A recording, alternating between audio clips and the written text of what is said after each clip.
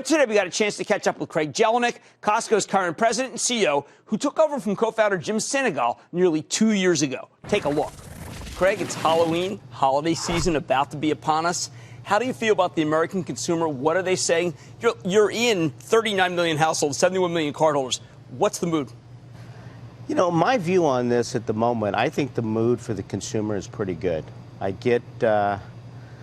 We seem to be, we usually gauge our business on the non-food business. And, the food business, in our business, everybody has to eat. But we feel very good about how we're seeing some of our seasonal Christmas items selling. Our apparel business is very good. Our hardware business right now is very good. If I had to say the area that seems to be weak at the moment is probably television sets, computers, but our tablet business, which I think is going to be a big business this holiday season, I think is doing pretty well for us. So I think overall in our business, the consumer is relatively upbeat.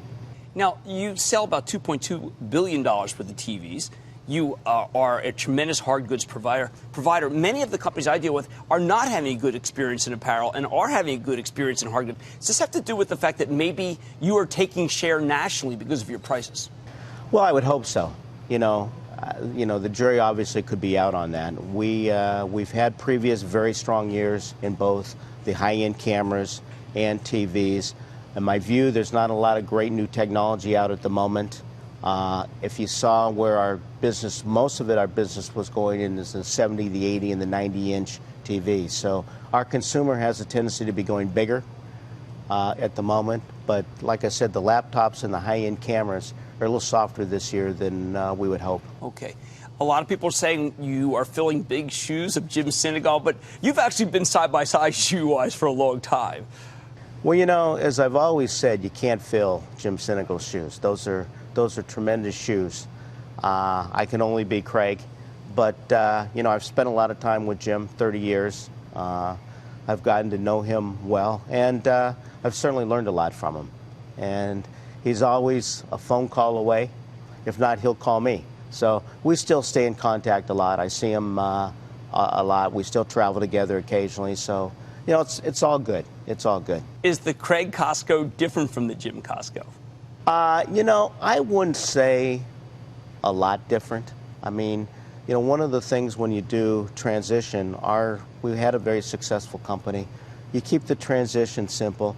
There's no reason to make a lot of changes just for the sake of changing and wanting to put your own stamp on things. So, we've got 185,000 employees. They know what they're supposed to do. And we just keep moving forward and do what we do, and that's trying to create value for our consumer. What's universality of the Costco principles for the people who work here, for the people who are cardholders? Nothing will change. Nothing changes. It's going to be the same experience, the same view that we have on people, the same view that we have on our business. Wherever we go, any country, you'll see the mix may be a little bit different, but a Costco will be a Costco.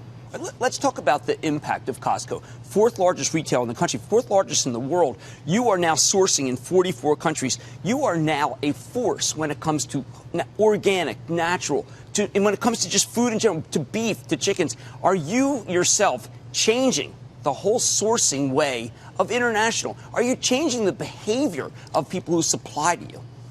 I believe we are changing the behavior of the way people supply us, particularly in areas like produce, where we've been successful with some of our suppliers. They're looking to actually figure out how they can go set up in other countries so they can be part of the growth in these other countries. So I would say yes, people are in this business looking to go international and set up shop in some of these countries and start to grow produce. What are the big trends at Costco right now? I know organic and natural seems to be a very big push. Well, organic and natural is a very big push.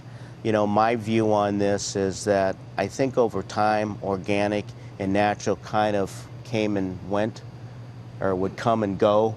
But I think now it's here to stay. I think most consumers are jumping on and they want to be healthier. They're going to the organic and natural. So that is going to be big for us. One of the other part of the business is we're trying to figure out how we can get bigger in the cosmetic business. we'd like to have people like Estee Lauder and Clinique and those individuals sell to us. We think there's a big opportunity in certain type of cosmetics, so we're looking at that business. We're testing a couple of cosmetic, I won't say racks, I would say small areas in two of our buildings in Southern California. So we think there's an opportunity there also. Well, I know I've got a picture of what in your presentation of the suppliers, but I also know that I buy Kirkland, okay? I buy Kirkland because I think it's a better brand. Now, these great suppliers who are your partners, and you talk about in the most recent coupon, our suppliers have put together terrific savings on products. How do they feel about the fact that Kirkland brand is so good it gives them a run for the money? I can't answer how they feel. I know that the Kirkland Signature brand has been a very good brand for us. We always tried to build a quality brand. And, you know, there's a cost of getting into a Kirkland brand. We wouldn't mind having a supplier keep us out of that business if their prices were low enough. But, you know, it's the right thing to do for the consumer. We bring value to the consumer with those brands, and I'm sure they're not crazy about it, but competition's good. You offer great value. Does that extend to diamonds? You have a $140,000 diamond in this store. Well, it does. We like to have higher-end goods. Diamonds are very exciting. Diamonds are a very good business for us. And we think it's one of those areas that we can bring a lot of value. All right, let's talk about what the ethos of Costco means. Right now, there's a big debacle in the country about the interface of the health care issue with Affordable Care. You have been at the forefront of providing your employees with the best care. What does it mean for Costco, and what could you teach the country? You know, all I can tell you is that from our business, you know, life is tough for individuals, and you know, you want to have good employees, you want to provide for your employees, you want them to be able to not have to worry about a lot of things at work. You know, there's enough to worry about in life, but just worry about work. And I think healthcare is just one thing that I think is important for people to have. It's one less strain on them, and I think it makes a more productive country. Let's try to figure out the force of good of Costco.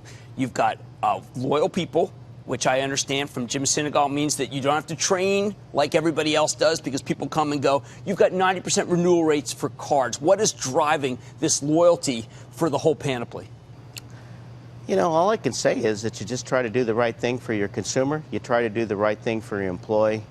And our view has always been if you do the right thing for your member, you do the right thing for your employee, you do the right thing for your supplier, the shareholders are going to be rewarded. So just kind of do the right thing and things have a way of working out. And your